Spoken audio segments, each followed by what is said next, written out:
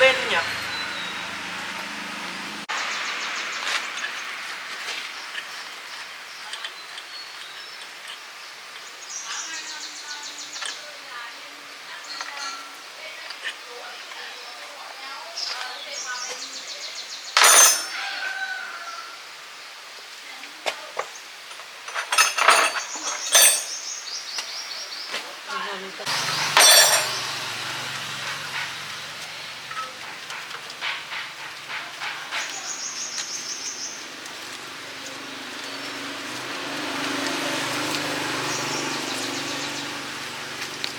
Làm gì YouTube à?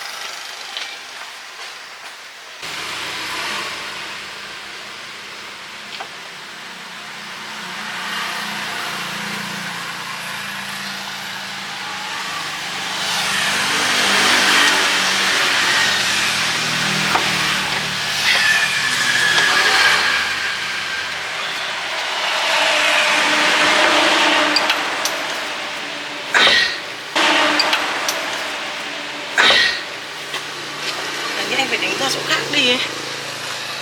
Tự nhiên đứng ở chỗ người ta làm gì?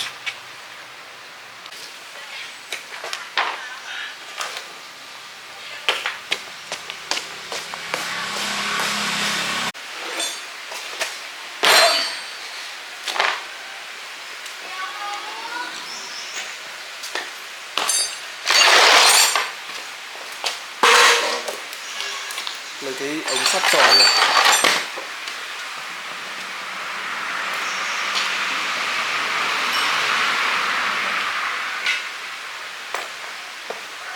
Đặt củ đầu lên trên. Ừ.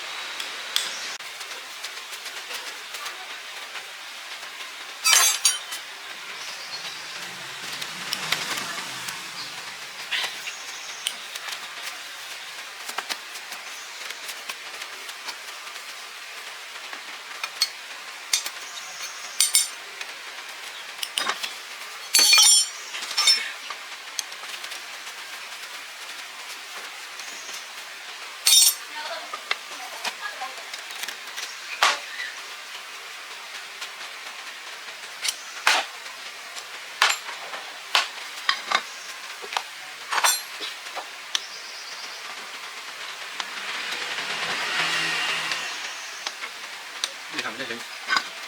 Con lại có miệng.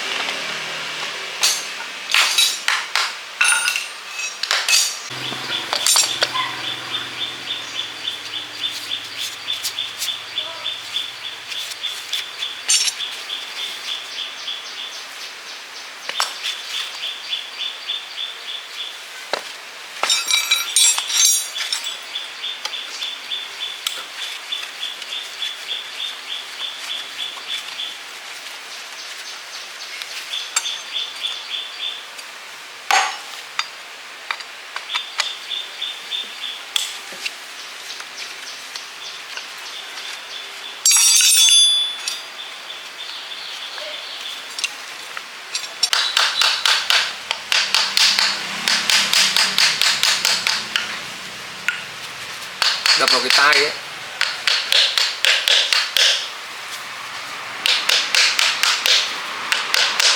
Vào.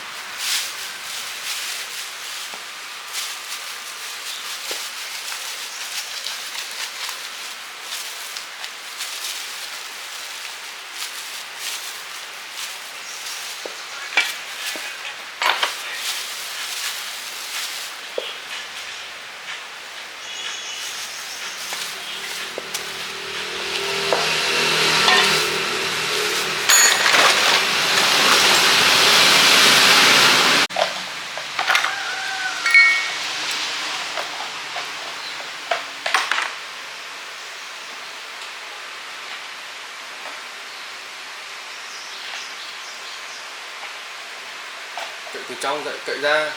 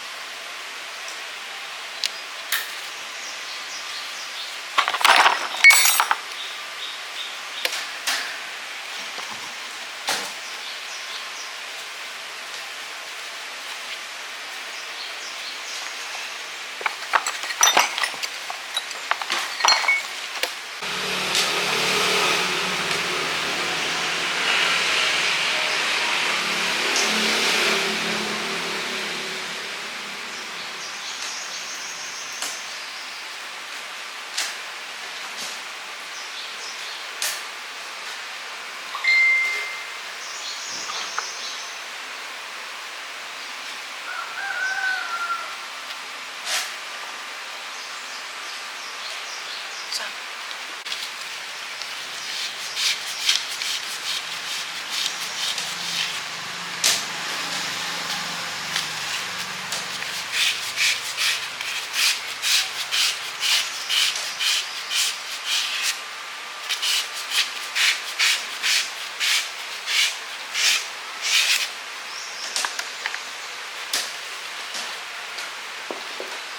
Không biết được đâu.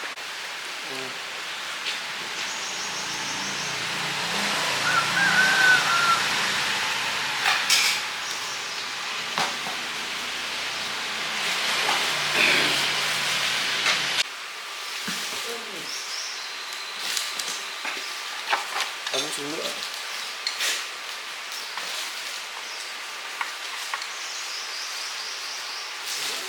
Ba người ở đây mình mất luôn.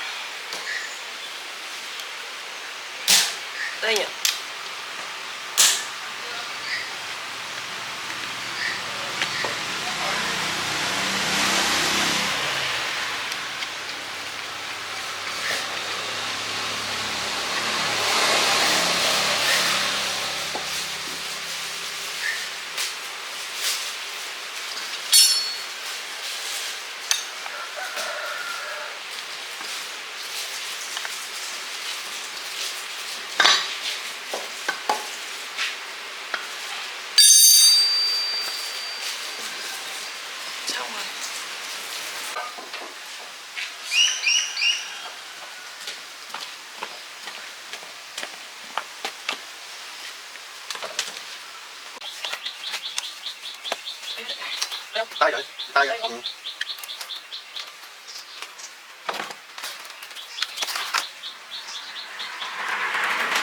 Cái đầu nào? Lên vào đầu to to nè. Cái này. Đấy, Cho cái nào vậy? quay ra đằng này, quay ra đằng này. Đây không? Rồi lấy cái dây điện như vậy đấy. Nó bắn không? Đây à? Tí cái này nhá.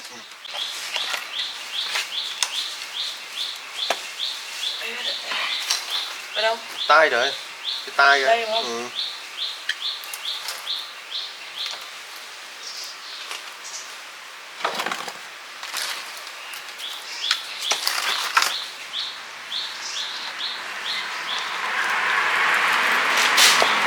Ở đầu nào?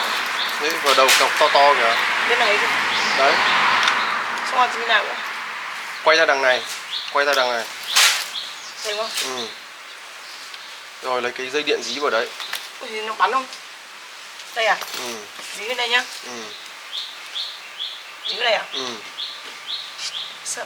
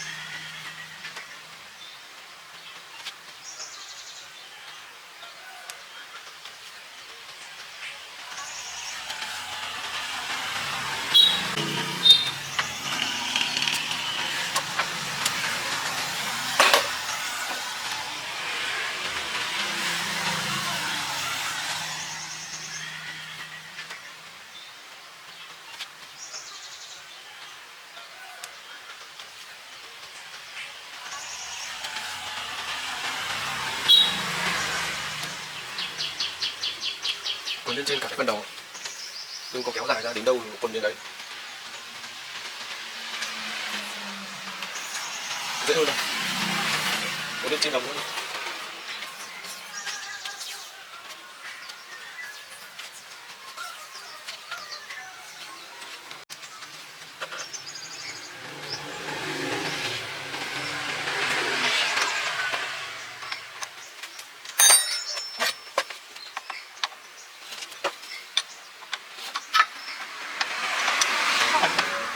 Chính này. 17. Xanh 17. 17 kia 17 dưới cái kéo kia. Dựng thẳng cái dây lên tí. Đấy.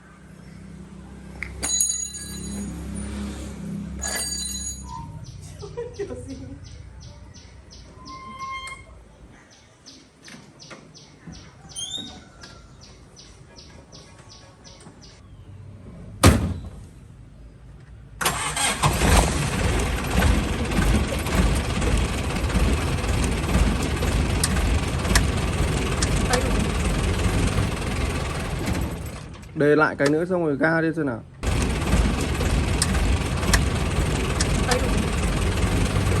Kéo dây, kéo dây.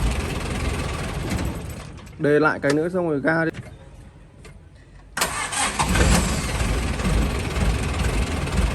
Bên cạnh.